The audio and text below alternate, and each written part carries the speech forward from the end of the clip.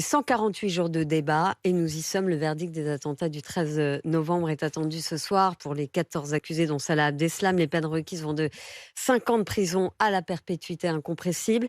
Pour de nombreuses victimes, ce verdict sonne également la fin d'un rendez-vous quasi quotidien pendant 10 mois, un rituel où ils avaient leurs habitudes. Certains appréhendent l'après. Maxime Lévy.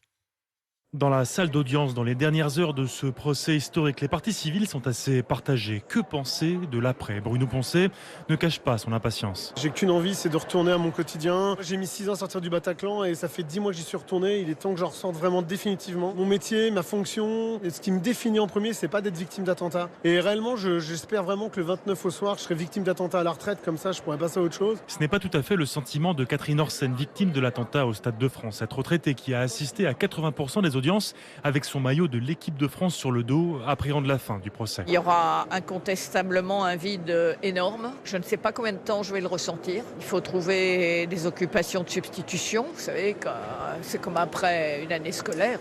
Le fait que ça s'arrête, qu'on ne voit plus les copains, les copines, les profs. Alors les profs, c'est nos avocats ou c'est la cour. Heureusement, les associations de victimes se mobilisent. Des rencontres seront organisées en septembre. Des groupes de parole sont prévus. Enfin, une ligne téléphonique dédiée pour les parties civiles est à l'étude pendant tout l'été pour celles qui ressentent le besoin de se confier.